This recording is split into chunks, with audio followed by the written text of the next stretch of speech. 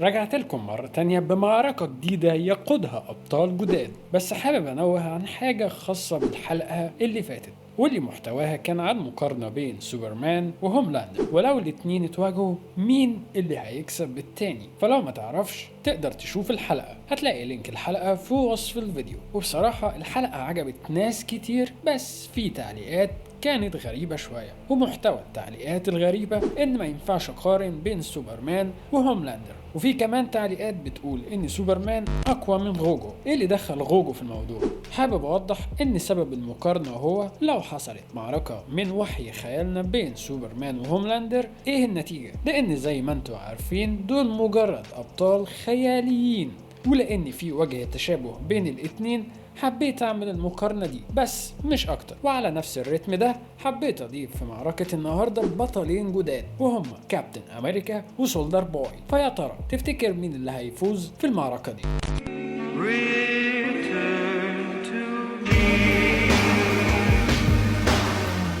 شخصية كابتن أمريكا ظهرت لأول مرة في مارس 1941 في مجلة كابتن أمريكا كوميكس من إصدار الأول من مارفل كوميكس. ونشأت الشخصية عن طريق إن ستيف روجرز كان شاب ضعيف ونحيف عايز ينضم للجيش الأمريكي للمشاركة في الحرب العالمية الثانية، لكن مش قابلين بسبب ضعف جسمه. لذلك بقى جزء من تجربة سرية اتعرض لمصر خاص حوله لكابتن أمريكا بقوة خارقة.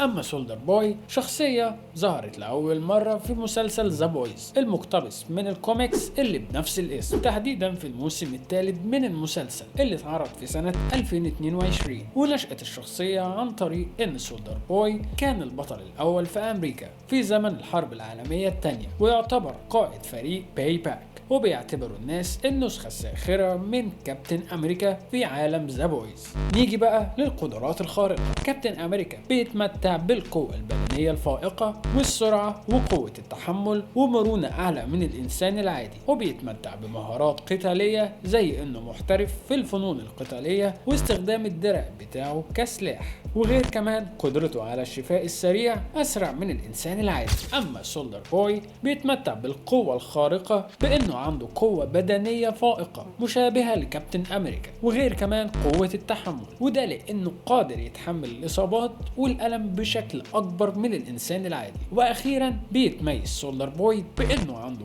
قدرة فريدة على إطلاق دفعات من الطاقة اللي بتدمر كل حاجة في طريقها. ستيف روجرز الملقب بكابتن أمريكا معروف بنزاهته وشجاعته، دايما متواجد في صفوف الخير ضد قوى الشر، وبيعتبر مثال للأخلاق العالية والولاء، وبيحترم الجميع وبيتعامل مع كل الناس بالعدالة والمساواة. أما سولدر بوي في عالم ذا بويز، سولدر بوي بيتميز بشخصية ساخرة عنده تصرفات غير أخلاقية ومتهورة، ومش بالضرورة يكون عنده نفس القيم العالية زي كابتن أمريكا، وده بيخليه يظهر كشخصية أكثر تعقيدا وظلامية. وحابب أقول إني محب لشخصيته الغامضة دي جدا، وأرجح رجوعه بشدة في الموسم الخامس من المسلسل. طيب لو حصل بين كابتن أمريكا وسولدر بوي معركة، تفتكر مين اللي هينتصر في المعركة دي؟ قبل ما أدخل في تحليل المعركة انزل دلوقتي اكتب كومنت مين من وجهة نظرك اللي هينتصر في المعركة دي. طيب كابتن أمريكا عنده خبرة قتالية عالية وقوة إرادة رهيبة، بيعتمد على استراتيجياته وخبرته في المعارك. أما سولدر بوي عنده قوة خارقة وقدرة على إطلاق الطاقة اللي ممكن تكون مدمرة، لكن تصرفاته المتهورة ممكن تكون من أكبر نقط ضعفه اللي موجودة في شخصيته. واللي هينتصر في المعركة دي هو كابتن أمريكا. بعيدا اني من محب شخصية سولدر بوي جدا، واني مش من محب شخصية كابتن أمريكا اللي بحسها بيور زيادة عن اللزوم، بس المعركة بين كابتن أمريكا وسولدر بوي هتكون معركة شديدة ومثيرة. وغير كمان ان كابتن أمريكا بيعتمد على عقله وخبرته ومبادئه الأخلاقية العالية، لكن سولدر بوي بيعتمد على قوته الخارقة وقدرته التدميرية. لذلك كابتن أمريكا هيقدر يفوز بسبب ذكائه واستراتيجيته. لكن حابب أقول إن المعركة هتكون متكافئة وجديدة بين البطلين. تفتكر أنت من وجهة نظرك مين اللي ممكن ينتصر في المعركة دي؟ وأخيرا حابين يكون مين من السوبر هيروز موجودين في الفيديو الجاي؟ المهم ما تنسوش تعملوا لايك للفيديو والاشتراك لو لسه جديد معانا. ونلتقي على خير الفيديو الجاي. مع السلامة.